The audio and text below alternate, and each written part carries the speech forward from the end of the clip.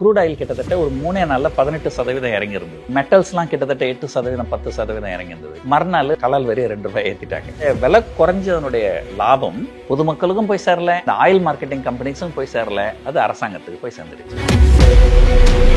MCR Pure Cotton Club, formals and casual shirts. பாரம்பரியமான சுவையான புது அறிமுகம் KTV True Value Bronatile. Satyabama Institute of Science and Technology, admissions open. ஒரு காங்கிரஸ் ஆட்சி இருந்தப்ப என்ன பண்ணாங்க, ஊக்குவிக்கணும் அப்படிங்கிறதுக்காக மானியங்கள்லாம் கொடுத்து ஒரு ₹250, ₹300 அப்படின்ற லெவல்ல தான் இந்த சிலிண்டர்லாம் ரொம்ப நாளா இருந்தது. ஒரு காலகட்டத்தில் என்ன பண்ணிட்டாங்க, உலக அளவில் கச்சா எண்ணெய்லாம் எப்போ ஏறுதோ அப்போ இங்க அது ஆட்டோமேட்டிக்கா ஏறணும், அங்க இறங்குதோ இங்க இறங்கணும்.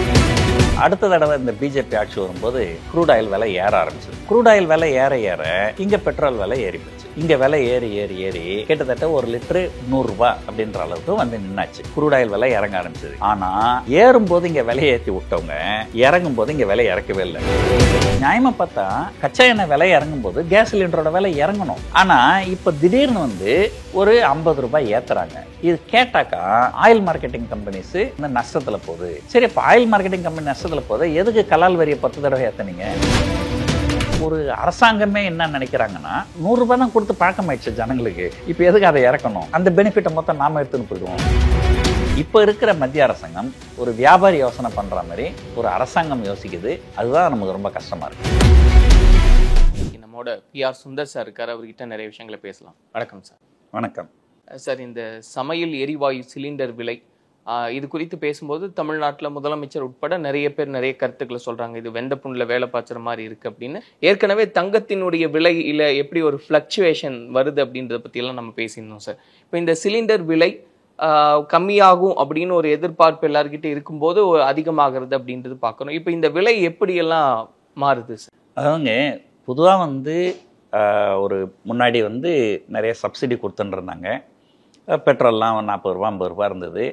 எனக்கு தெரிஞ்சு நான் பெட்ரோல் ₹10 வாங்கியிருக்கிறேன். 1997 தான் நான் முதல்ல ஒரு கார் வாங்கினேன், டாடா சுமோன்ட்டு ஒரு காரு. அப்போ வந்து எனக்கு நல்லா ஞாபகம் இருக்குது, ₹10 கம்மி தான் டீசல் 1 லிட்ரு. இது ஒரு காலகட்டத்தில் ஒரு காங்கிரஸ் ஆட்சி இருந்தப்போ என்ன பண்ணாங்க, எங்களால் நிறைய சப்சிடி கொடுக்க முடியல மக்களுக்கு, நாங்கள் வந்து சப்சிடி கொடுக்குறோம். ஏன்னா அந்த காலத்தில் என்ன பண்ணாங்க, ஒரு இந்தியா வந்து ஒரு ஏழை நாடுன்றதுனால இந்த ஒரு கிராமங்கள்லாம் வந்து விறகுகளை வெட்டி விறகுகளில் வந்து அடுப்பு பற்ற வைப்பாங்க.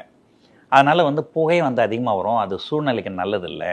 இந்த எல்பிஜி சிலிண்டர் வந்து ஒரு க்ளீன் ஃபியூயல் அப்படின்னு சொல்கிறதுனால இதை ஊக்குவிக்கணும் அப்படிங்கிறதுக்காக அரசாங்கங்கள் வந்து மானியங்கள்லாம் கொடுத்து ஒரு ₹250, ₹300 அப்படின்ற லெவலில் தான் இந்த சிலிண்டர்லாம் ரொம்ப நாளாக இருந்தது.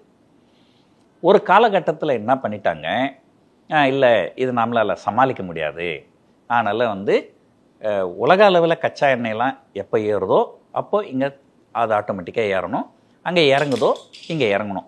அதாவது வந்து அரசாங்கம் வந்து எந்த மானியமும் கொடுக்காது, அவங்க கம்பெனிங்க வந்து அவங்க ஒரு கச்சா எண்ணெய் வாங்குறாங்க, அதுக்கப்புறம் அவங்களுடைய தயாரிப்பு செலவெல்லாம் இருக்குது, அதை வச்சு விற்கிறாங்க, அப்படி தான் போகும் அப்படின்னு சொன்னாங்க. இது நடந்து கொஞ்ச நாளில் வந்து காங்கிரஸ் அரசு போயிட்டு பிஜேபி அரசு வந்தது. பிஜேபி அரசாங்கத்துக்கும் ஒரு குரூட் ஆயிலுக்கு எப்பயுமே ஒரு ராசி. இவங்க பிஜேபி அரசாங்கம் வரும்போது குரூட் ஆயில் விலை இறங்கிடும். இன்னும் கேட்டிங்கன்னா, ஒரு கடந்த முறை வாஜ்பாய் ஆட்சியில் இருந்தப்போ குரூட் ஆயிலாம் ரொம்ப விலை குறைவாக இருந்தது. ஒரு பேரல் கிட்டத்தட்ட $10 அப்படின்ற அளவில் தான் வந்தது. அப்போ இந்தியாவுக்கு ஒரு பெரிய அனுகூலமாச்சு. அப்போ தான் வந்து இந்த பெட்ரோல் பங்க்லாம் பார்த்திங்கன்னா இப்போ நல்லா பிரம்மாண்டமாக இருக்கும் பார்க்குறதுக்கு. அப்போல்லாம் வந்து பெட்ரோல் பங்க்லாம் ரொம்ப சாதாரணமாக இருக்கும். அப்போல்லாம் அந்த வாஜ்பாய் பீரியடில் தான் வந்து அந்த பெட்ரோல் அந்த க்ரூட் ஆயில் விலை ரொம்ப குறைவுன்றதுனால அது கவர்மெண்ட்டுக்கு கிடைச்ச பெனிஃபிட்டெல்லாம் நிறைய பேருக்கு பாஸ் ஆன் பண்ணி நீங்கள் நல்லா பண்ணுங்க அப்படின்னு சொல்லிட்டு அப்போ தான் இந்த பெட்ரோல் பங்க் எல்லாமே வந்து நல்ல பெரிய பெரிய ஸ்ட்ரக்சரு, ஹைவேலாம் போனீங்கன்னா ரொம்ப ஹைட்டாலாம் இருக்கும், அந்த மாதிரிலாம் ஒரு உலகத்தரத்துக்கு நிறுத்தினாங்க.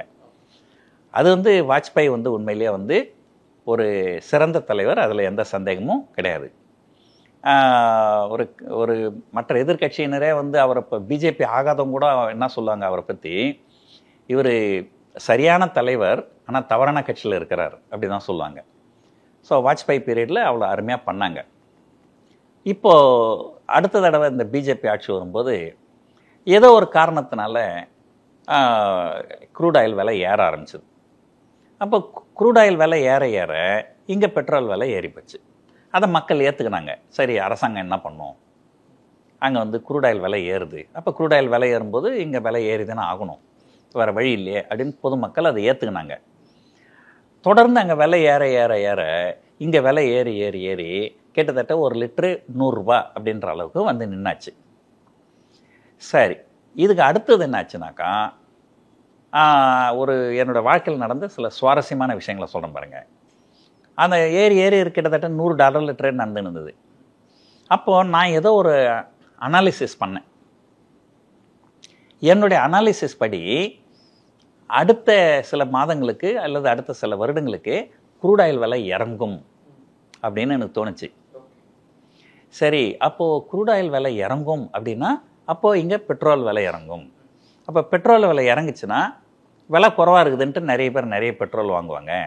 ஆனால் அந்த பெட்ரோலை விற்கிற கம்பெனிகள், ஆயில் மார்க்கெட்டிங் கம்பெனிஸ்னு சொல்லுவாங்க, Bharat petroleum, Hindustan petroleum, Indian oil corporation, இந்த பங்குகள்லாம் நல்ல லாபம் அடையும் அப்படின்னு சொல்லிட்டு நான் அந்த பங்குகள்லாம் வாங்கினேன்.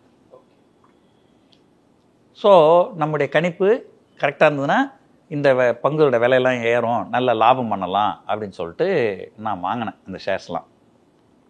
நான் எதிர்பார்த்த மாதிரியே நடந்தது. உலகத்தில் க்ரூட் ஆயில் விலை இறங்க ஆரம்பிச்சது.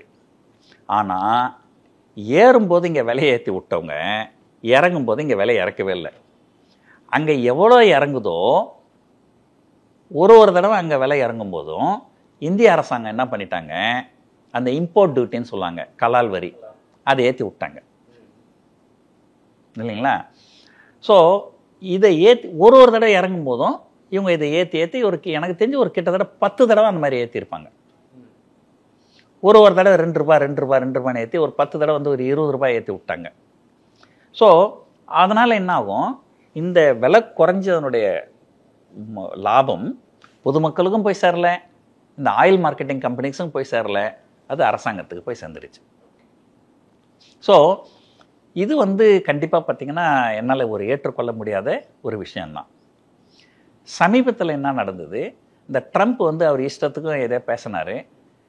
உலக பங்குச்சந்தைகள்லாம் பெருமளவு வீழ்ச்சி அடைஞ்சது, உலக பொருளாதாரமே சிறையை நோக்கி போகுது அப்படின்னும்போது நான் பர்சனலாக ஒரு யூடியூப் சேனல் வச்சுருக்கிறேன். அதில் ஒரு வீடியோ போட்டேன். இல்லை இப்போ போகிற நிலமெல்லாம் ரொம்ப மோசமாகுது, இந்த ட்ரம்ப் பண்ணுற வேலை உலகமே பயந்து போயிருக்கு, உலகமே பொருளாதார சீரழிவை நோக்கி போகும் போலகுது. இந்த நேரத்தில் உலக பொருளாதாரம் சீரழியும் அப்படின்ற ஒரு நம்பிக்கை மக்களுக்கு வந்துருச்சுனால் அவங்களுக்கு காமோடிட்டி விலைலாம் இறங்கும். க்ரூட் ஆயில் கிட்டத்தட்ட ஒரு 3 நாளில் 18% இறங்கியிருந்தது. மெட்டல்ஸ்லாம் கிட்டத்தட்ட 8%, 10% இறங்கியிருந்தது. ஆனால் சொன்னால் இங்கே வந்து க்ரூட் ஆயில் விலை வந்து ஒரு 15-18% இறங்கியிருக்கு. ஏதோ இங்கே ஒரு 5 ரூபா 10 ரூபா பெட்ரோல் விலையை குறைச்சாங்கன்னா அது நாட்டுக்கு நல்லது அப்படின்னு சொல்கிறேன். மறுநாள் 2 ரூபா இம்போர்ட் டியூட்டி ஏற்றிட்டாங்க, கலால் வரி 2 ரூபாய் ஏற்றிட்டாங்க.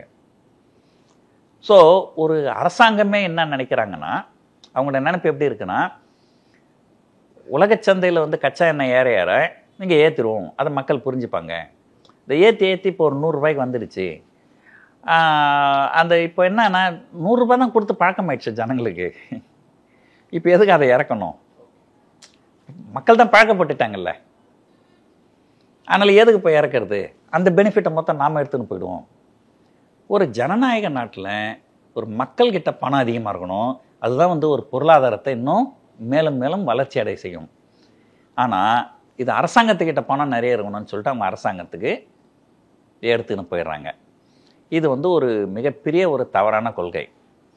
உலக அளவில் கச்சா எண்ணெய் விலை இறங்கும்போது, க்ரூட் ஆயில் விலை இறங்கும்போது அது சம்மந்தப்பட்ட எல்லாமே விலை இறங்குமா தவிர ஏறாது இல்லைங்களா. ஸோ எல்பிஜிங்கிறது என்னது, அதுவும் அதுலேருந்து வர ஏதோ ஒரு கேஸ் தான். ஸோ நியாயமாக பார்த்தா கச்சா எண்ணெய் விலை இறங்கும்போது கேஸ் சிலிண்டரோட விலை இறங்கணும். அதுதான் காங்கிரஸ் கவர்மெண்ட்ல இருந்தப்பவும் நாங்கள் செஞ்சோம், நீங்கள் செய்ய மாட்டேங்கிறீங்க. ஆனால் இப்போ திடீர்னு வந்து ஒரு 50 ரூபாய் ஏற்றுறாங்க. இது கேட்டாக்கா ஆயில் மார்க்கெட்டிங் கம்பெனிஸு வந்து நஷ்டத்தில் போகுது. சரி, இப்போ ஆயில் மார்க்கெட்டிங் கம்பெனி நஷ்டத்தில் போகுது, எதுக்கு கலால் வரியை 10 தடவை ஏற்றினீங்க, ஒரு கேள்வி வருது இல்லை. முந்தானத்தை கூட 2 ரூபாய் ஏற்றிருக்கிறீங்களா, அதை ஏற்றாமல் இருந்திருக்கலாமே, அந்த பெனிஃபிட் வந்து ஆயில் மார்க்கெட்டிங் கம்பெனிஸ்க்கு போயிருக்கலாம் இல்லையா. ஸோ அதான் நம்முடைய முதல்வர் சொல்லிக்கிறாரு, ஏங்க அடுப்பு எறியணுங்க, வயிறு எறியக்கூடாது அப்படின்னு சொல்லியிருக்கிறாங்க. ஸோ இது வந்து இது என்ன நினைக்கிறாங்கன்னா, சரி மக்கள் வந்து பழக்கப்பட்டுட்டாங்க, அது இதே தான், நம்ம எது செஞ்சாலும் வந்து மக்கள் நம்மளை ஆதரிப்பாங்க அப்படின்னா, நான் வந்து எந்த நாட்டிலையுமே நான் எந்த அரசியல்வாதியும் குறைய சொல்ல மாட்டேங்க. அவங்களுக்கு ஓட்டு போடுறவங்கள தான் குறை சொல்லணும். ஸோ இந்த மாதிரி மக்களை எவ்வளோ வதைச்சாலும் சில மக்கள் அதை விரும்புகிறாங்க. என்கிட்ட என்னுடைய நண்பர்கள்லாம் சிலர் ஆர்கியூ பண்ணுறாங்க என்கிட்ட, சார் என்ன சார் எதுக்கு பார்த்தாலும் நீங்கள் பிஜேபியை குறை சொல்கிறீங்க, இந்த கலால் வரி ஏற்றி நான் அவங்க பிஜேபிக்கா போகுது, அது அரசாங்கத்துக்கு தானே போகுது அப்படின்னு. சரிங்க, அப்போ அரசாங்கத்துக்கு தானே போகுது, அப்போ எதுக்கு நீங்கள் 90% வரி போட்டுடலாமே, நீங்கள் இன்கம் டேக்ஸ் 90% போடலாமே, கலால் வரி வந்து 1000 ரூபாய் போடலாமே, எல்லாம் அரசாங்கத்துக்கு தானே போகுது. அது ஒரு லாஜிக் கிடையாது. எல்லாமே அரசாங்கத்துக்கு போனால் அப்போ மனிதர்கள்கிட்ட இருந்தால் தான் நம்ம செலவு பண்ண முடியும், அப்போ பொருளாதாரம் எப்படி வளரும்? ஸோ அது வந்து ஒரு இது. அப்புறம் இன்னொரு நண்பர்கிட்ட பேசினேன், அவர் ரொம்ப, அதாவது ஒருத்தர் சப்போர்ட் பண்ணணும்னு வச்சிங்களேன், எப்படி வேணாலும் எப்படிலாம் ஒரு ரூம் போட்டு யோசிக்கிறாங்கன்றதுக்காக இந்த ஒரு உதாரணத்தை சொல்கிறேன். சொல்கிறேன், ஏங்க 100 ரூபாய் பெட்ரோலு நான் என்னோட மனைவிக்கு வந்து மாதம் ஒரு மாதம் 50,000, ஒரு மாதம் 40,000, ஒரு மாதம் 40,000 அப்படியே நான் குடும்ப செலவு கொடுக்க முடியும்? ஒரு கன்சிஸ்டன்சி வேணும். என்னோட மனைவிக்கு நான் ஒரு 50,000 கொடுக்குறேன்னா அவங்க செலவு பண்ணுறதுல ஒரு கன்சிஸ்டன்சி வேணும்ல, அதனால தான் பெட்ரோல் விலையை குறைக்கலன்றாரு. ஏங்க இதெல்லாம் ஒரு லாஜிக்காங்க. அந்த லாஜிக்கை வச்சு பார்த்தா தக்காளி விலையும் 100 ரூபாயா தானே வரும் கடைசி வரைக்கும். ஒரு நாள் பார்த்தா தக்காளி 100 ரூபான்றான், இன்னொரு நாள் பார்த்தா தக்காளி 50 ரூபான்றான். அப்போ மட்டும் பெண்கள் வந்து குடும்ப பெண்கள் வந்து எப்படிங்க அங்கே எங்கே கன்சிஸ்டன்சி இருக்குது? சரி பரவாயில்ல, பெட்ரோல் விலை 100 ரூபாய் இருந்தால் கன்சிஸ்டன்சி இருக்கும், கேஸ் விலை 50 ரூபாய் ஏற்றிட்டாங்கல்ல, அப்போ எங்கே இந்த கன்சிஸ்டன்சி வந்தது? ஸோ பொதுவாகவே வந்து ஒரு இப்போ நான் பேசும்போது கூட என்னை பேச்சை வச்சு சிலர் வந்து நான் ஏதோ ஒரு சில கட்சிக்கு ஆதரவு அப்படின்லாம் நினைக்கிறேன். நான் எந்த கட்சிக்கும் ஆதரவு கிடையாது, சரிங்களா? ஆனால் நான் ஒரு தனி மனிதனாக எது நியாயம் எது அநியாயம் அப்படின்றத நான் வந்து யோசனை பண்ணுறேன். அந்த மாதிரி எல்லாரும் யோசனை பண்ணாங்கன்னா, ஒரு மக்கள் நல்லவங்களாக இருந்தாங்கன்னா நல்ல தலைவர்களை தேர்ந்தெடுப்பாங்க. ஸோ மக்களுடைய இதுவே வந்து இந்த மாதிரி கரெக்டாக இருந்ததுன்னா கண்டிப்பாக அவங்க தேர்ந்தெடுக்கிற தலைவர்களும் அப்படி தான் இருப்பாங்க. இது வந்து நம்ம நாட்டுக்கு மட்டும் சொல்ல, எல்லா நாட்டிலையுமே அப்படி தான். பெரும்பாலான நாடுகளில் இந்த மாதிரிலாம் நடக்குது. இது மாதிரி நடக்காத நாடுகள் ஒரு சில நாடுகள் தான். இன்னும் கேட்டிங்கன்னா பல நாடுகள் வந்து நம்ம நாட்டோட மகா மோசமாக இருக்கும். ஸோ ஒரு உதாரணத்துக்கு ரஷ்யாலாம் எடுத்துக்கிட்டிங்கன்னா ஒட்டுமொத்த இதுவுமே வந்து ஒரு புத்தினுக்கு சில நண்பர்கள் இருக்கிறாங்க. ஒட்டுமொத்த நாடே அவங்க கண்ட்ரோலில் தான் இருக்கும். அந்த ரஷ்யன் ஒலிகார்ச் அப்படின்னு சொல்லுவாங்க. ஸோ பல நாடுகளில் வந்து இந்த மாதிரிலாம் நடக்கிற ஒரு இது இருக்குது. ஸோ அது நம்ம நாட்டில் நடக்கிறது ஒரு பெரிய துரதிர்ஷ்டம் அப்படின்னு தான் சொல்லணும். ஸோ கண்டிப்பாக வந்து இந்த சிலிண்டர் விலையோ பெட்ரோல் விலையோ அடுத்த எலெக்ஷனில் ஒரு 2029 தான், இன்னொரு நிறைய நாள் இருக்குது. அப்போ இது கண்டிப்பாக ஒரு பேசு பொருளாக வரும். அப்போ எதிர்கட்சிகள் சொன்னால் நாங்கள் ஆட்சிக்கு வந்தால் நாங்கள் வந்து கேஸ் சிலிண்டர் விலை குறைப்போம், பெட்ரோல் விலை குறைப்போம் அப்படின்னு சொல்லலாம். இப்போது அந்த தாவாக்கே தலைவர் ஏதோ சொன்னார் சொல்லுங்க, அதை நான் பார்க்கல. பட் இருந்தாலுமே ஒரு கட்சி வந்து ஒரு ஆட்சிக்கு வர்றதுக்காக பல வாக்குறுதிகள் கொடுக்கறதுன்றது ஒரு சாதாரண விஷயந்தான். அது எல்லா வாக்குறுதியும் அவங்களால நிறைவேற்ற முடியாமல் போகலாம். அல்லது இவங்க நமக்கு என்ன வருமானம் வரும் அப்படின்றத கால்குலேட் பண்ணி அதெல்லாம் ப்ராமிஸ் பண்ணாங்களோ ஒரு காலகட்டத்தில் அதை வருமானம் வந்து குறைஞ்சிடலாம் ஏதோ ஒரு காரணத்தினால. ஆனால் இப்போ என்னன்னா வந்து ஒரு தமிழக அரசாங்கத்துக்கு கிடைக்க வேண்டிய நிதிகளை மத்திய அரசாங்கம் ரெகுலராக கொடுக்கறது இல்லை. ஒன்று டிலே பண்ணி கொடுக்குறாங்க அல்லது மறுக்கிறாங்க. ஒரு உதாரணத்துக்கு பார்த்திங்கன்னா கல்விக்காக கொடுக்க வேண்டிய தொகையை ஒரு 2150 கோடி ரூபாய் நிறுத்திட்டாங்க. நீங்கள் மும்மொழி கொள்கை ஏற்றுக்கினா தான் கொடுப்போம், இல்லைனா கொடுக்க மாட்டேன்னு சொல்லிட்டாங்க. இப்போ தமிழக அரசாங்கம் அவங்க அந்த 2150 கோடியை இவங்க கையிலேருந்து கொடுக்குறாங்க. ஸோ ஒருவேளை இந்த மத்திய அரசாங்கம் கொடுத்துருந்தால் இந்த 2150 கோடி ரூபாய் அடிஷ்னல் பர்டன் வந்து தமிழ்நாட்டுக்கு வந்திருக்காது. அப்போ அவங்க கேஸ் சிலிண்டருக்கு மானியம் கொடுத்துருக்கலாம். ஸோ நீங்கள் எதையுமே வந்து ஒரு ஹோலிஸ்டிக்காக பார்க்கணும். ஏன்னா ஒரு மாநில அரசாங்கம்ன்றது வந்து ஒரு தன்னிச்சையான அரசாங்கம் கிடையாது. அது வந்து மத்திய அரசாங்கத்தை சார்ந்து தான் இருக்குது. அப்போ நீங்கள் வந்து ஒரு மத்திய அரசாங்கத்துக்கிட்ட தான் ஒரு குறை கண்டுபிடிக்குமே தவிர மாநில அரசாங்கத்துக்கு உட்பட்டு இருக்கிற சில விஷயங்களை நீங்கள் அவங்கக்கிட்ட குறை கண்டுபிடிக்கலாமே தவிர அவங்க வந்து எல்லாத்துக்குமே அங்கே தான் கையேந்தி நிற்கணும் இல்லைங்களா? ஸோ அப்படி இருக்கும்போது இவங்களால ஒன்றும் பெருசாக வந்து இவங்களால சாதிக்க முடியாது. ஸோ என்னை பொறுத்த வரைக்கும் வந்து ஒரு ஒரு மாநிலத்தை நம்ம எப்படி ஜட்ஜ் பண்ணலான்னா, நான் வந்து பொதுவாக சொல்லுவேன், எல்லா பிரச்சனைக்கும் ஒரே ஒரு தீர்வு தான் இருக்க முடியும் ஒரு நாட்டில். அது பொருளாதார வளர்ச்சி. பொருளாதாரம் நல்லா வளர்ந்தால் எல்லா பிரச்சனையும் தானாக தீர்ந்துடும். ஸோ தமிழகத்துடைய பொருளாதாரம் பாருங்கள், சமீபத்தில் வந்திருக்கிற செய்தி, கடந்த ஆண்டு இந்தியாவிலேயே ஆக அதிகபட்சமான பொருளாதார வளர்ச்சி தமிழ்நாடு நம்பர் 1ல் இருக்குது. ஸோ இதெல்லாம் வந்து ஒரு பாராட்ட வேண்டிய விஷயந்தான். ஆனால் நம்ம வந்து எல்லாத்தையுமே ஒரு எதிர்கட்சி அப்படின்றதுனால குறை சொல்லணுன்றதுக்காக எல்லாத்தையுமே சொல்ல முடியாது. கச்சா எண்ணெயினுடைய அந்த விலை ஏற்ற இறக்கத்தை மையப்படுத்தி தான் இந்த பெட்ரோல் சிலிண்டர் விலையுடைய மாற்றங்கள்லாம் இருக்கும் அப்படின்றது. பட் ஸ்டேபிளாக இருக்குது இல்லை அதிகமாக இருக்குது அப்படின்னு பார்க்குறோம். இந்த கச்சா எண்ணெயினுடைய விலை வந்து அதோடைய ஃப்ளக்சுவேஷனுக்கான ஃபேக்டர்ஸ் என்னவா இருக்குது? இல்லை, பொதுவாக வந்து ஜியோ பொலிட்டிக்கல் டென்ஷன் சொல்லுவாங்க. ஸோ கச்சா எண்ணெய் வந்து ஒரு பல காரணங்கள். இப்போ சமீபத்தில் ஒரு 18% இறங்குச்சுன்னு சொன்னோன்னா அதுக்கு காரணம் வந்து உலகம் முழுக்க பொருளாதார வீழ்ச்சி இருக்கும். இந்த பொருளாதார வீழ்ச்சி அடைஞ்சிடுச்சுன்னா மக்கள்கிட்ட காசு இருக்காது. மக்கள்கிட்ட காசு இருந்தால் தானே கொஞ்சம் போய் பெட்ரோல் போட்டுன்னு ஜாலியாக ஊற சுற்றலாம் அப்படின்னு நினைப்பான். அது இருக்காது. அதனால் பெட்ரோலுக்கு உண்டான டிமாண்டு குறையும் அப்படின்னு ஒரு காரணத்தினால தான்.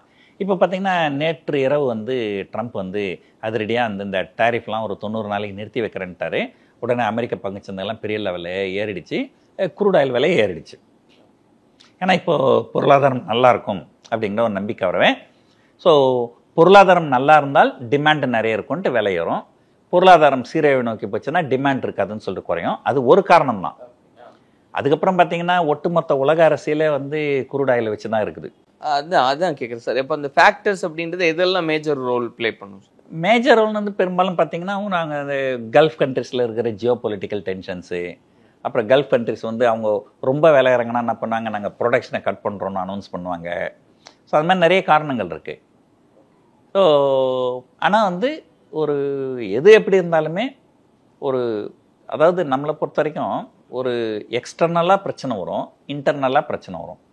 எக்ஸ்டர்னல் பிரச்சனை நம்மளால் ஒன்றும் பண்ண முடியாது இல்லைங்களா. ஒரு கல்ஃபில் ஏதோ ஒரு ஜியோ பொலிட்டிக்கல் டென்ஷன் இருக்குது, இல்லை ட்ரம்ப் ஏதோ சொல்கிறார், அதெல்லாம் நம்மக்கிட்ட இல்லை. ஆனால் நம்மக்கிட்ட இருக்கிற சில விஷயங்கள் நம்ம செய்யலாம் இல்லையா. ஸோ ஒரு ஒரு ஒரு ஒரு தனியாக இருக்கிற ஒரு வியாபாரி என்ன பண்ணுவான், ஏதோ ஒரு விஷயம் நடந்ததுனால் அதை வச்சு அவன் எப்படி லாபம் சம்பாதிக்கிறது அப்படின்னு தான் பார்ப்பான். இப்போ ஒரு உதாரணத்துக்கு நீங்கள் வந்து ஒரு ரெகுலராக சர்க்கரை விற்கிறீங்க உங்கள் கடையில். இப்போ திடீர்னு ஏதோ ஒரு நியூஸ் வருது, ஏதோ ஒரு பிரச்சனைனால சர்க்கரை விலைலாம் பல மடங்கு ஏறப்போகுதுன்ட்டு உடனே என்ன பண்ணீங்க, நீங்கள் சர்க்கரையை வந்து விற்க மாட்டீங்க. யாராவது வந்து கேட்டால் கூட இல்லைங்க சர்க்கரை ஸ்டாக் இல்லைன்டுவீங்க. ஏன்னா உங்களுக்கு செய்தி வருது நாளைக்கு இன்னும் ஏறுன்ட்டு. அப்போது உங்களுக்கு வந்து ஒரு பொதுமக்கள் எப்படி இருப்பாங்க, அவங்களுக்கு பயன் இன்றைக்கி சர்க்கரை போடாமல் எப்படி காஃபி, அந்த அக்கறைலாம் உங்களுக்கு கிடையாது. உங்களை பொறுத்த வரைக்கும் நீங்கள் ஒரு வியாபாரி, இந்த ஒரு செய்தி வந்துருக்குது, இதை வச்சு நீங்கள் எப்படி லாபம் பண்ணலாம். ஒரு தனி மனிதன் தான் அப்படி யோசிப்பான். ஆனால் ஒரு அரசாங்கம் அப்படி யோசிக்கக்கூடாது. ஆனால் இப்போ இருக்கிற மத்திய அரசாங்கம் அப்படி தான் யோசிக்கிறாங்க. அவங்க எப்படிலாம் வந்து அவங்களுக்கு பணம் இது பண்ண முடியும். க்ரூட் ஆயில் விலை குறையுது, அது எதுக்கு மக்களுக்கு பாஸ் ஆன் பண்ணோம், அதில் நம்ம வந்து கலால் வரி ஏற்றி நம்ம எடுத்துப்போம். ஸோ அப்போ ஒரு தனி மனிதன் யோசனை பண்ணுற மாதிரி, ஒரு வியாபாரி யோசனை பண்ணுற மாதிரி ஒரு அரசாங்கம் யோசிக்குது. அதுதான் நமக்கு ரொம்ப கஷ்டமாக இருக்குது. ஸோ அப்போ உங்கள் பார்வையில் இப்போதைக்கு வந்து இதெல்லாம் விலை இறங்குறதுக்கான வாய்ப்பு இல்லை. மேபி எலெக்ஷன் வந்தால். ஆமாம், இதுக்காக தான் வந்து ஒன் எலெக்ஷன் ஒன் கண்ட்ரின்ட்டு ஏதோ ஒரு 5 வருஷத்துக்கு ஒரு தடவை விலையை குறைச்சா போதும் இல்லை. இப்போ என்ன பண்ண அங்கங்கே மாநில எலெக்ஷன்லாம் வரும்போது கொஞ்சம் குறைக்க வேண்டியதாகுது. ஸோ அதனால் தான் ஒன் எலெக்ஷன் ஒன் கண்ட்ரின்னு ரொம்ப பெருசாக முயற்சி பண்ணுறாங்க. பட் அப்போவுமே அதுக்கு இதுதான் காரணமா? ஓகே. அப்போ கூட அவங்க என்ன நம்புகிறாங்கன்னா, சிலர்லாம் வந்து இல்லை நம்ம வந்து எலெக்ஷன் சமயத்தில் வேறு எதையாவது நம்ம பேசலாம், மக்களுக்கு வேறு எதையாவது ஒரு இது பண்ணலாம், அவங்க பிரெயின் வாஷ் பண்ணலாம், இதை பற்றி ஒன்றும் பெருசாக கவலைப்பட மாட்டாங்க அப்படின்னு நினைக்கிறாங்க. ஸோ கடந்த எலெக்ஷன் போது கூட ஒன்றும் பெருசாக, அதாவது உலகத்தில் ஏறுச்சுன்னா இங்கே ஏற்ற மாட்டாங்க, நிறுத்தி வைப்பாங்க, அவ்வளோதான். அப்போ கூட இறக்குனா இவங்க வந்து இறக்க மாட்டாங்க.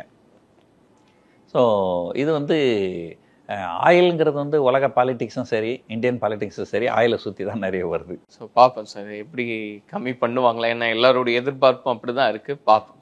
நன்றி.